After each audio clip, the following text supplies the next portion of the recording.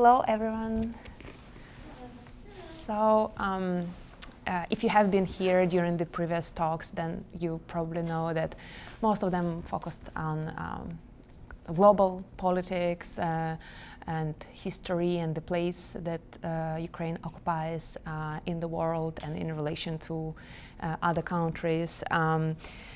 And I decided to take a little bit a different approach. It's I'm gonna try to look at all of this macro events from the position of ordinary people in Ukraine. And of course, like any person you meet from Ukraine is probably gonna tell you their family story that spans across time and also space, and that illustrates many historical events that happened in Ukraine over the 20th century, over the course of the 20th century. So my family story is not unique in this way. I mean, everyone in Ukraine, every person is part of history. But I'm just going to focus on my own family story because it's the only one that I know well. So I was born in Lugansk. Lugansk is the area in the eastern parts of Ukraine, and you all also probably know that that's the area that's contested now, because in 2014 it was occupied by the Russian military forces who were backing pro-Russian separatists in this area. These events have uprooted my family, so my grandma and my grandfather and other members of my family had to flee Lugansk, and they relocated to Kharkiv, which is the city that is next to Lugansk, also in the eastern part of the country. Well, they have been uprooted again for the second time, so I'm gonna talk about kind of the long way that got us where we are. I don't know if that is interesting to anyone, but I'm just okay. Do you think so? Are you sure?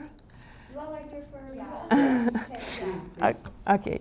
So actually, my grandma, she was not originally from Lugansk. She was from the central part of Ukraine, from Zhytomyr, which is a city in the central part of Ukraine with very large Polish population. So Zhytomyr is one of the main centers of Polish culture in Ukraine. So my grandma was of a Polish-Ukrainian origin, and her family lived in a small village. She was from a peasant family, and she was born after the World War II. And it was in the middle of the famine that followed World War II, so the family was very poor, and there was not a lot of resources available. She was one of five children that her parents had. Her parents met in Germany, actually, so they were involuntarily taking part in the events of the World War II, because they met in the German labor camp that housed workers brought from the East. So mostly those workers were Polish, Ukrainian, and Russian as well. And they were forced to work in these labor camps in Germany during the period of the war. And so after that, they moved back to Ukraine after the war ended. So another things that were happening and that affected my family is that like 15 years before that, in Soviet Union, the politics were to collectivize the farmlands that people owned, and the idea was that if you are a peasant, you should work on a collective farm and contribute to the kind of common good, and then all of this produce that you end up having will be also distributed among people. So the parents of my grandma, so kind of my grandparents, they were actually quite prosperous peasants, but who lived around this area of Zhytomyr, but they were deported to Kazakhstan in 1930s during this period of time when their farmlands were taken from them, and when Stalin was forcing people to give up their individual farms and join collective farms. So it's not only that conditioned the situation, but like my grandma, she never really wanted to be in a village or to be a farmer.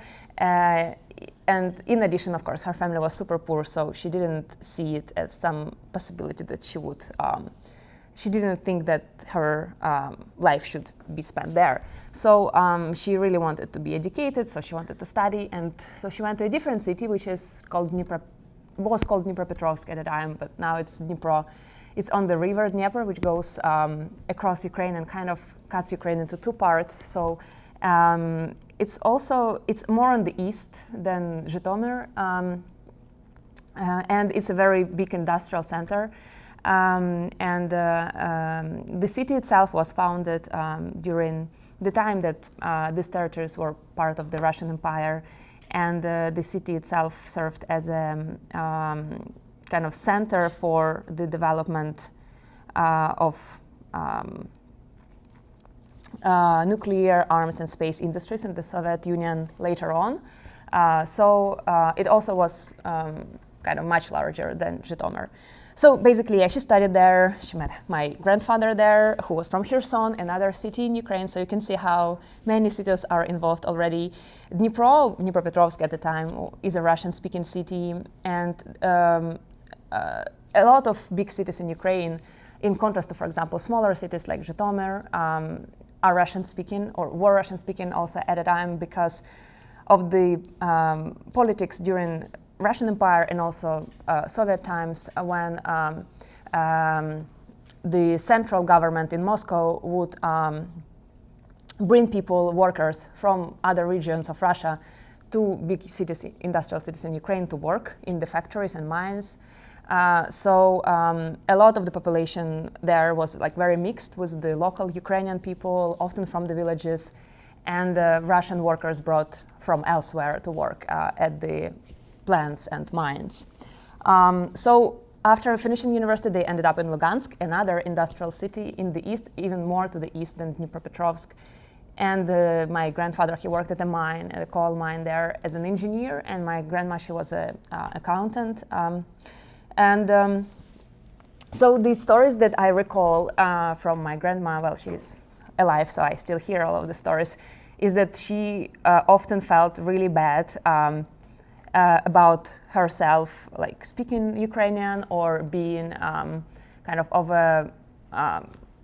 being part of Ukrainian culture, because when she was studying at the university in Dnipro, and also then after that living in Lugansk, she was often humiliated by other students for speaking Ukrainian, and at the time, kind of the language, Russian language and culture was celebrated as this universal norm, and Ukrainian language was seen as a dialect of illiterate peasants from small villages, or this is the way that she perceived it. She thought that's how people perceive her. So she kind of fought really hard to, I wouldn't say that she fought to not be Ukrainian, I think that she really fought to be recognized, and part of that was Russification. So part of that was to actually learn Russian, to be able to speak Russian without an accent, and to be able to speak Russian without making grammatical mistakes. So she succeeded. Hooray. So she lived in Lugansk, and she spoke Russian, and my family was bilingual anyway, so she would speak Russian and Ukrainian at the same time, and at home she would change languages all the time. So basically, so I want to talk a little bit about her siblings, because it's an interesting story, and again, it's the story of not only my family, but probably any Ukrainian family you hear about will have similar story. One, her sister moved to Odessa after finishing university. Another sister moved to Crimea, which the city is called Kerch, after finishing university. And her another brother moved to Zaporizhia, and another brother moved to Kiev. So her 5 siblings, they all lived all over Ukraine. And if you know a little bit of geography of Ukraine, all of the cities, they kind of are in the central, eastern, and southern parts of Ukraine. And so my mom, she also left after she finished school to study, and she went to Kharkiv from Lugansk to study in law school. And I was born in Lugansk, but then we moved to Kharkiv when she found a job there, and were able to kind of support our family financially. So I talked so much about all of the cities and how they are connected, because I think that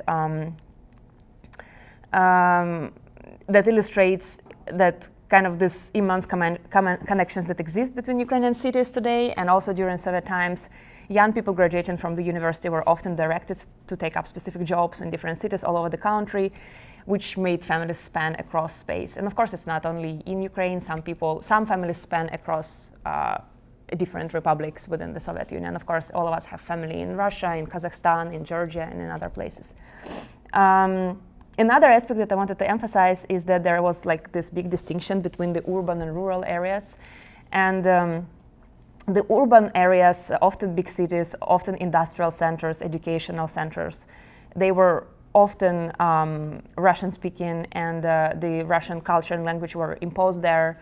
And also, as I mentioned, Russian workers would be brought there, so the population was really mixed.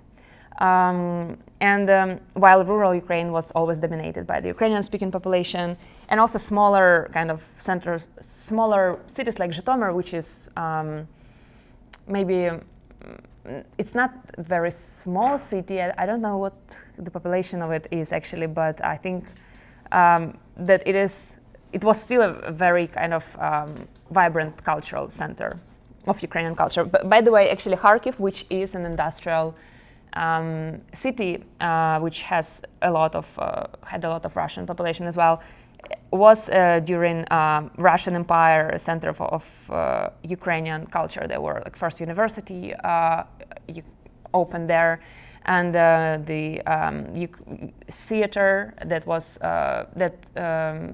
staged plays by Ukrainian directors and writers was there. And in general, yes, it was a very vibrant kind of center of industry, trade, and like Ukrainian culture. So okay, so kind of yeah.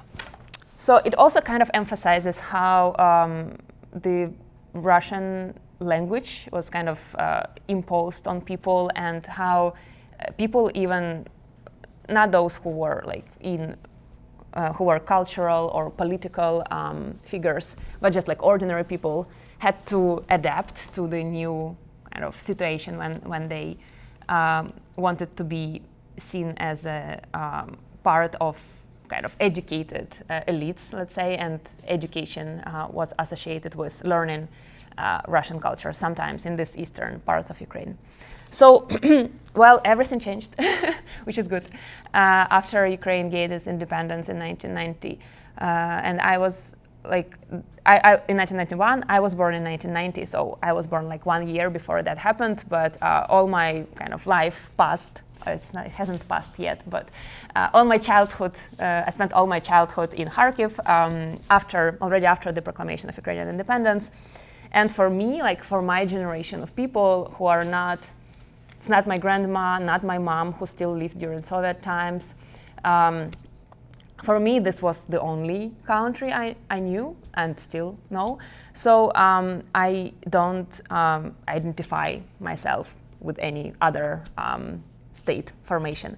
And my family, being kind of bilingual, taught me 2 languages, and also school taught me 2 cultures, because in my school they would teach both Ukrainian and Russian language and literature and history, etc. However, most kind of Russian-speaking, what I wanted to emphasize is that most Russian-speaking people in my city around me would also identify with Ukraine at this point in time. So, and I think that's very important to emphasize. Sometimes that's lost somehow, that the divisive lines in Ukraine don't really go along these language divisions, because of this very long process of Russification, which is this process of imposition of Russian language and its association with education.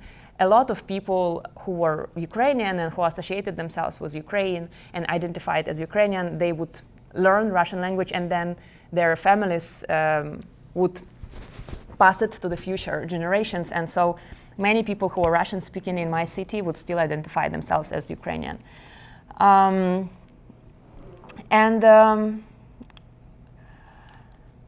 Yeah, so, and also like the time when I was growing up, the way that we saw histories of, because like one of the speakers today, he talked about the history of Ukraine, and he mentioned that this country emerged in the beginning of the 20th century, and kind of a little bit seconding the words of Russia's president Vladimir Putin, who mentioned that Ukraine was created by Lenin, which is of course not the way that history is taught to Ukrainian people, right? Because there were state formations on the territory of Ukraine, which had its center in Kiev, which many countries in our region claim as their ancestors. So Ukraine has the same legitimate right to claim as their ancestors Kiev Rus as, for example, Belarus or Russia. So the Kievan Rus, which was kind of a federation of Slavic people that existed between like 9th and 13th century, is something that many kind of Ukrainians see as this kind of state that existed on our territory, and that the language that was used is also has a big resemblance to the Ukrainian language. So many Ukrainians trace their origins to this period. And then, of course, like, which is somehow also was not mentioned during this other speech today, is that between 16th and 18th century, before Ukraine ended up being incorporated into Russian Empire, there was a proto-state in Ukraine, which was Cossacks Getmanat, that was trying to kind of collect Ukrainian lands, and even during this time the word Ukraine appears and is used in some of the documents by the leaders of the Zaporizhian siege, which was the name of this proto-state. Of course, all of this, like the Cossack state was not recognized, and it was not strong enough to fight with the external imperial forces that would kind of tore Ukraine apart in the 17th century. But it was spanning the lower Dnieper River and kind of attempted to establish a kind of collective community that was identifying with Ukraine. And then, of course, it was mentioned that in the 20th century, before the Russian Revolution, or not before, but after the Russian Revolution, and during these times when the Russian Empire collapsed and the Soviet Union was emerging from these ruins, Ukrainian people also tried to establish their own independent state, which was Ukraine's People's Republic, but again was not strong enough to actually fight against Russia on their east. And kind of Poland on their west. So, it wasn't Poland at the time. It was Austro-Hungarian Empire. But yeah. So anyway, I just feel very angry when I hear all of these speeches about the kind of Ukraine not having any tradition of statehood, and the Soviet Union being or even 1991. I think that was his claim, that actually it was the first time Ukraine had some, that's when the Ukrainian tradition of statehood started. So I also did the same as all of the women in my family. When I moved to a different city, which I thought is better to gain education. So from Kharkiv I moved to Kiev, which is the capital, and I went to the Kiev Mogila Academy in Kiev.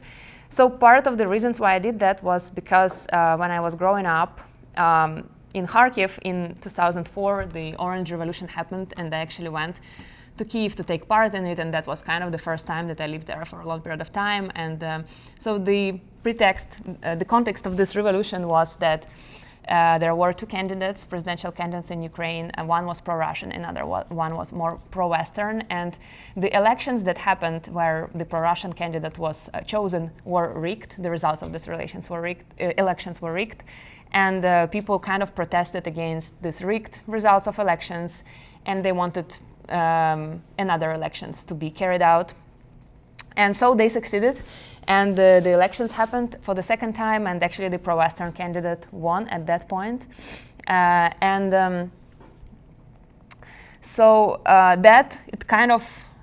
period of time when I was 14 years old, and it was the time when everyone were very kind of involved in making this decision whether Ukraine should go west or east. And at least in my generation of people and the people surrounding me, the choice was kind of obvious, which I do not want to say that everyone else thought like that. Of course, always, as again one of the speakers today mentioned, of course there were always people and are still people in Ukraine who have a lot of sympathies with the eastern kind of trajectory of Ukrainian future.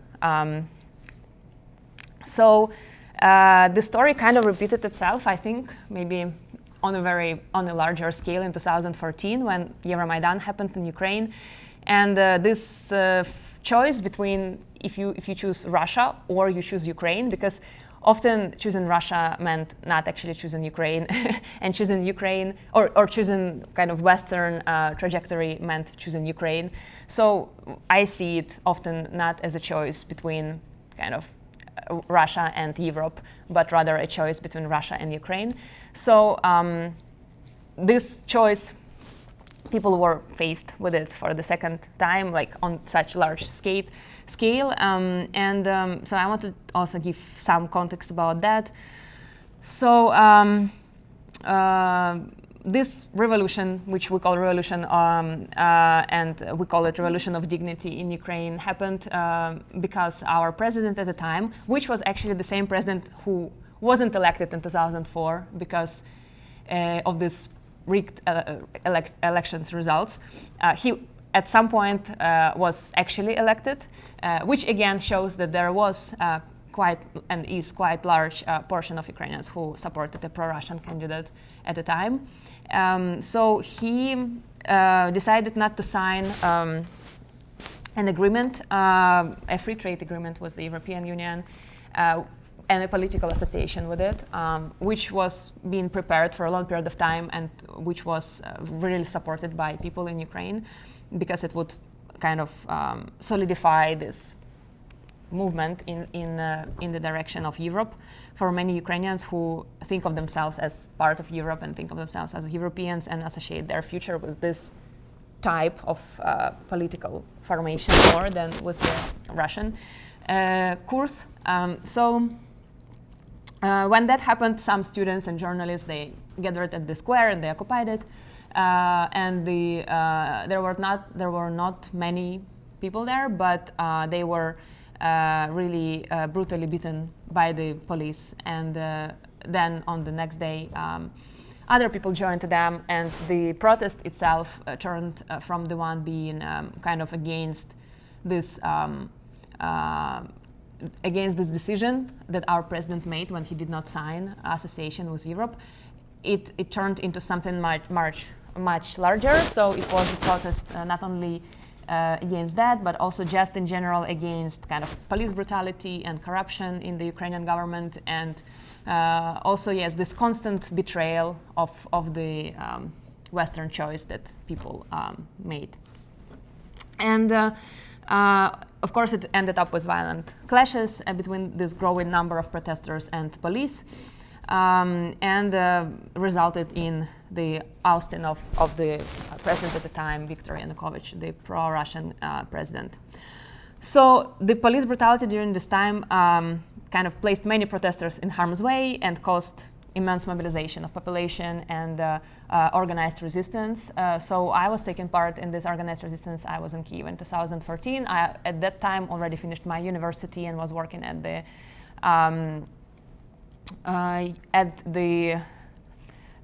so I finished my university, but then also went to Sweden and got a master's degree in gender studies there. And so by 2014, I already came back to Ukraine and I was working in the Ministry of Health. monitoring the spread of HIV infection and the response to that. I basically left my job because I didn't have time to work because there were so many other things that you had to do to support the protesters, and since many of them were harmed, you need to provide them with medical supplies, and also you needed to, for example, take shifts at different hospitals where the protesters would be taken after the clashes with police, because often after that they would be extracted by police and taken elsewhere, and then they would disappear. So it made sense to kind of all the time be on this duty and keep them safe, basically. So I was doing that, and then we would take turns. There were shifts in different hospitals around Kyiv where people, ordinary like me, people would sit there, and kind of, if the police would come to take one of the protesters, we would call lawyers, etc. And other things like cooking for people who were on the square, providing them with food and clothes and other means of survival. So yeah, that, as I already said, was a successful protest to a certain extent because it led to the change of government and to the new elections that happened afterwards.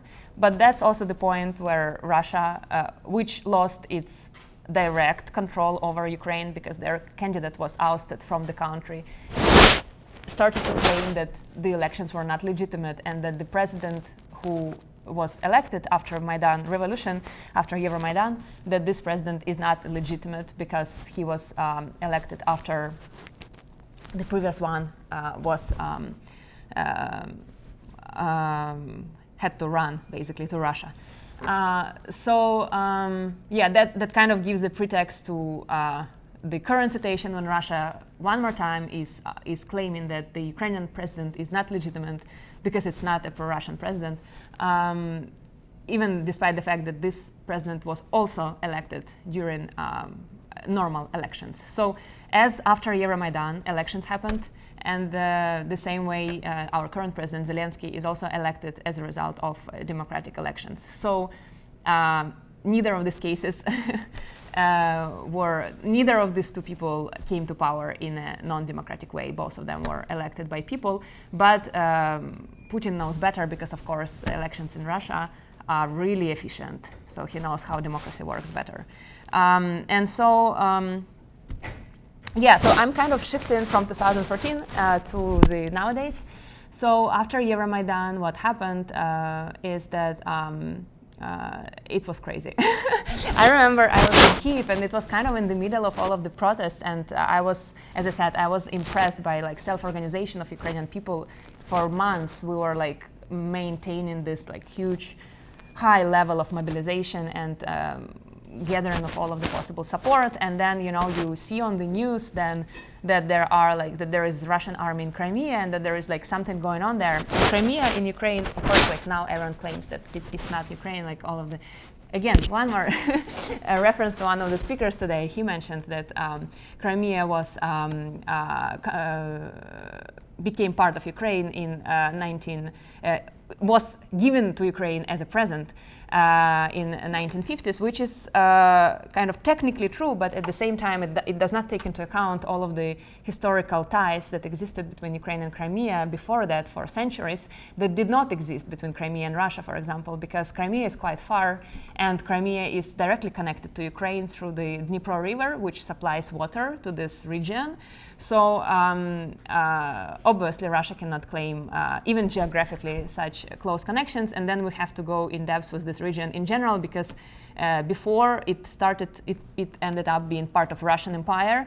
It was part of Ottoman Empire. So if someone has the right, I don't want to suggest Turkey to claim it now, but if someone has the right to claim that that's their territory, then probably it's the Ottoman Empire. But so it had local population of Crimean Tatars, who are, again, as people on their own, who had their own language, their own culture. the other parts of population are constituted by both Ukrainians and Russians. So it was, of course, when it was part of the Russian Empire, a huge kind of center of Russian culture because of how many people from Russia moved there, because of the climate. It's really great climate, and sea is there, and mountains, and etc. And of course, it's because of the access to the Black Sea. So there is the ports, important ports there, and ship building factories. Because it's strategic, it's of strategic importance and also of a cultural importance, I can see how Russia has a lot of connections with Crimea. But of course, it's not an ethnically kind of Russian territory by any means, because Russians started to move there in the 19th century after they won it from Ottoman Empire and incorporated it into Russian Empire. But anyway, and Ukrainians had connections with Crimea long before that, when Cossacks were kind of fighting with the Turks, Turkish ships that would kind of enter the Dnieper River, and the opposite way around. And there was a lot of trade connections between Cossacks and Ottoman Empire. And Ottoman Empire took a lot of I don't want to go into history, but anyway, so. So what I wanted to say is that it was kind of surreal that it was happening, because at that moment in time, even though we had like two revolutions, and both of these revolutions were basically not recognized by Russia, and Russia always was skeptical about it, which is kind of understandable, because it's their presidential candidates who were losing in these revolutions and who were not supported by these people. Even though that was happening, it was kind of surreal to think that someone would take a part of the territory of a country that has its own kind of internationally recognized borders. But that's what was happening. I was not thinking it will happen until the last moment. But of course, Crimea happened, and me being having so many relatives, as I already mentioned, like my grandma's sister was living in Crimea, and another grandma's sister was in Odessa, which is also on the Black Sea, but it's not in Crimea. I spent most of my summers there, so like from the time I was like 1 year old until the time that Crimea became Russian, was annexed by Russia. Until that time, I would go like every summer to spend 3 months in Crimea. So for me, it was also kind of a part that I associated, of course, with my childhood and with the best fruits ever. And it was the sea and mountains and beautiful place. I was never noticing like Russian culture. I'm so sorry about that, but I was just there, and people just seemed normal. They didn't seem like they really want to be with Russia or whatever, or that they want to divide from Ukraine or be separate country or be part of Russia. It wasn't there when you would actually be around people talking about different things. It wasn't like a topic of a conversation. So so I had a lot of ties and kind of emotional ties, but of course I've never visited it after it was annexed, and I'm not planning to anymore. But the people who are left there is my grandma's sister. She's still there. She has interesting story, because she is a teacher of Ukrainian language and literature in one of the universities in Kerch, where she lived. Of course, she does not teach Ukrainian literature and language anymore. She had to get Russian passport basically because she didn't have anywhere to go, and it was the only place where she had a house and like means of subsistence. And so when this particular person today, he talked about the fact that people in these areas really supported Russia and really wanted to be part of Russia, partly like that might be true for some people, but for some people they just didn't have a choice, and it's not so easy to uproot yourself and go to a different place to live. So of course I'm sure that there is a lot of people who just kind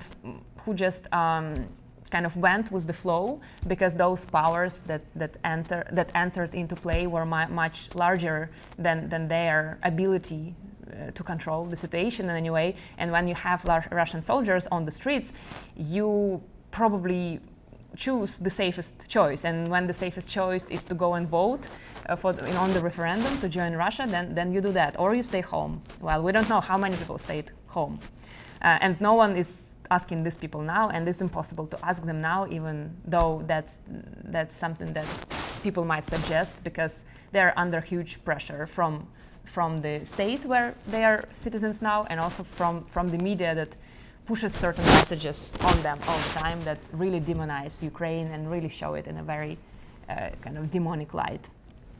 So, and then Donetsk happened, Donbass happened, and Donetsk and Lugansk. So after Crimea was annexed, there were like in different cities, there were sort of, they were staged as if they were protests against Euromaidan, but then they became very militaristic. And then people who actually had access to weapons, which were Russian weapons, and also Russian, former Russian soldiers, for example. So, and even not former Russian soldiers, but like an actual Russian soldiers would support this quite militaristic protests. And then with the weapons, they would take over all the Ukrainian administrative buildings. And in Lugansk and Donetsk, that happened to the extent that the local administration just gave the power to these people who we call separatists. So what happened to my family is that my grandma was actually going by car from Kharkiv, where she was visiting my mom, to Lugansk. And she was, when all of that was happening, she was stopped on one of the points by this Russian separatists who were taking over all of the state institutions and governmental buildings, and they started to shoot at her car. And then after that, they brought her to the building of the SBU. I don't know how is it like. Do you know? Служба безпеки. Like a security. Local security. Yeah, so it's like local security office of Ukraine that they took over. So they would bring her there and they interrogated her there. So she spent there a couple of days when they would like point to her face with a gun, with a weapon, and tell her that she has to confess that she has connections to Ukraine in some way or to Ukrainian army, and that she's helping them, which is crazy because my grandma is 70-something years old at the time was. But the point of that was not my grandma and not her connections to Ukrainian army, but simple enough, it was her car and her apartment.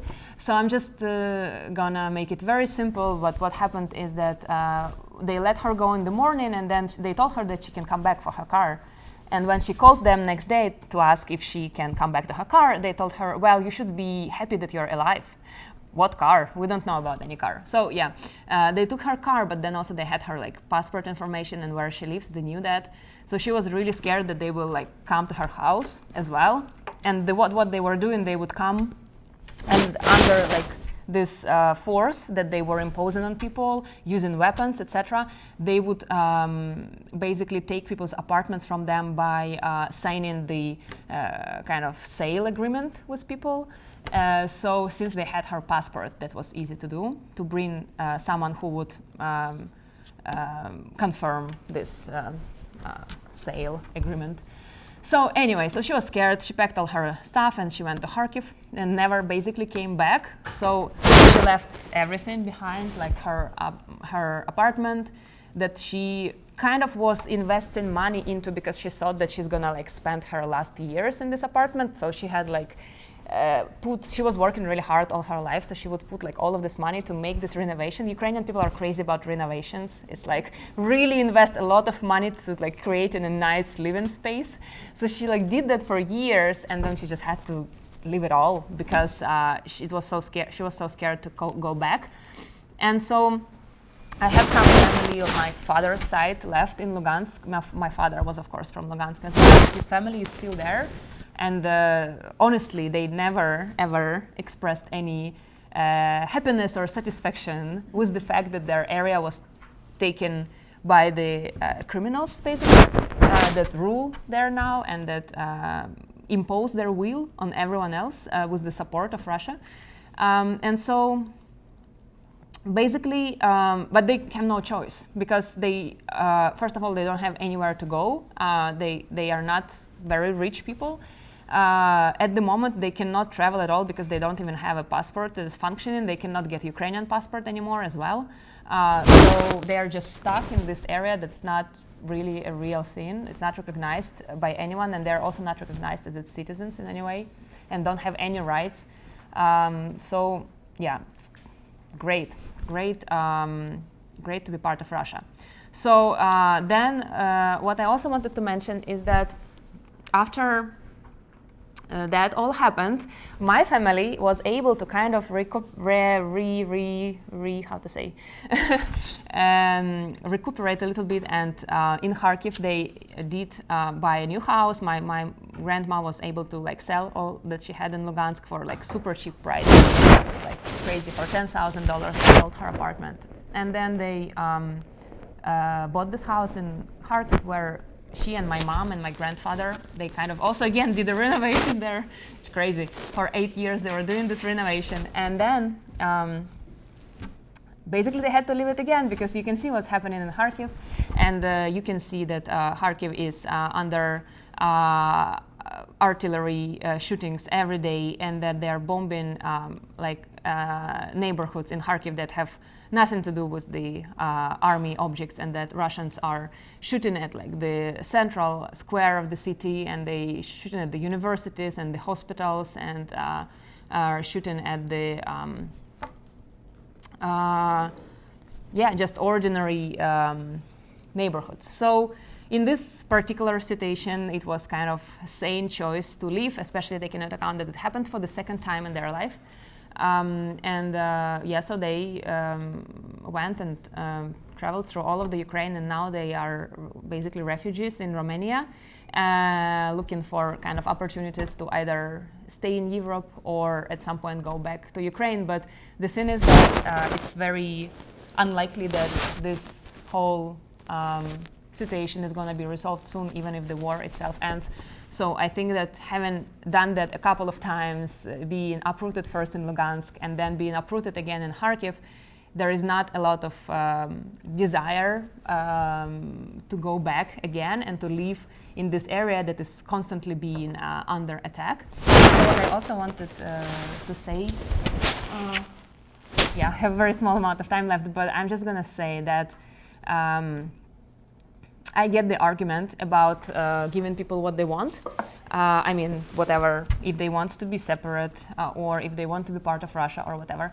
But I just think that, first of all, there is so much, there was the Russian media, the Russian propaganda worked so hard to prepare these people to hate Ukrainians and to prepare these people to the situation when Ukrainians will be portrayed in this awful light, and to want this separation. And when I was a child and I was in Lugansk all the time, and in Kharkiv and in Crimea and in other places, I never felt this hatred in any way. But I think that Russia worked really hard for years to create this hatred, and it's succeeded. I'm sure it succeeded in some cases. I'm sure that some people finally started to think like they're part of this Russian world and that they have to fight Ukrainians. But also and I can guess that some of them probably even joined this separatist forces, even though I think that was not the whole idea of being patriotic about Russia is not at the core of the formation of these paramilitary groups or even completely military groups. I think at the core of the formation of these groups is poverty. That's my belief. I think that these people were joining these forces because they got access to weapons, and with these weapons they could rob people around them and could come to power and have access to resources. But even though I think that, of course, there are some people who might share their beliefs in a larger sort of Russian collective body that includes territories that are not technically part of Russia as well. But yeah, as I said, I think they were under immense pressure from the Russian propaganda for years that made them think like that. And also the second part that I wanted to say is that like ethnicity, language issues in Ukraine are really difficult to, and it's really difficult to tell in Ukraine if you're Russian or Ukrainian, if you're a Russian speaker or Ukrainian speaker, because you cannot say that all Russian-speaking people are Russians, which I often see people do. They're just like, okay, this population in Kharkiv speaks Russian, it means that they're part of Russian culture. No. I mean, in Ukraine, and it was like that since I was a child, maybe because of this long process of Russification, it is a question of your identity. It's a question of who you identify with. And the question of who you identify with does not necessarily reflect which language you speak. So you can speak Russian and identify with Ukraine easily. But then what's kind of tricky about that is that the question of identification is also something that you can really easily influence. So, I mean, someone who yesterday identified with Ukraine, after watching for 8 years Russian TV, can easily start identifying with Russia. I can believe that. Maybe not after Russia bombs their neighborhood. Maybe after that it would be harder for these people to believe Russian news, and I hope that they will kind of change their opinions, even if some person still has that. But yeah, basically what I wanted to say is that it's not about, to me, it's not about ethnicity. It's not an ethnic conflict. It's not a conflict between Ukrainians and Russians, because ethnicity is also really hard to tell. No one is going to test your DNA and say how many genes you have from Russia and how many from Ukraine. As I showed in my family, like, it was so mixed, and people moved to different places, to different cities. So it's more about the culture and identification with a certain project of Ukraine. And I think that, again, this is something that can be very easily influenced by like a very big kind of media participation in pressure on people on how they should think and what they should do. And I think that was what happened. I think that the idea of Novorossiya, which is kind of this idea of all eastern and southern Ukraine being a historical Russian land, it was imposed on people for a very long time, and they were really trained to hate Ukrainian culture and language, and they were lied to. They were persuaded that Ukrainian language and culture is opposed to Russian language and culture, and that Ukrainian people are trying to discriminate against it, or now Putin is even saying that we conduct a genocide or something. That's just crazy. So, like, it's not like Ukrainian culture was ever imposed on me. I lived in Kharkiv. It's a Russian-speaking city in eastern Ukraine. I studied in Russian school. No one ever imposed Ukrainian on me. It was a choice I made when I was 14 years old to speak only Ukrainian, and kind of because I did not see myself I did not share values with the government that Russia has currently and had at the time. So I don't see myself being part of that community of people, but it was never against like Russia in any way. And so no one ever forced me in any way. And the Russian schools are like, there's huge amount of Russian schools in all of the eastern regions. The Russian-speaking population can always like study Russian or whatever. So yeah, again, no genocide, no discrimination of Russian language. Russians are doing just fine. Russian-speaking people are doing just fine. And yeah, so I think the war is on the level of ideas and who gets a higher hand on persuading people so that they believe in certain things. Yeah. Sorry. Yeah, that's it.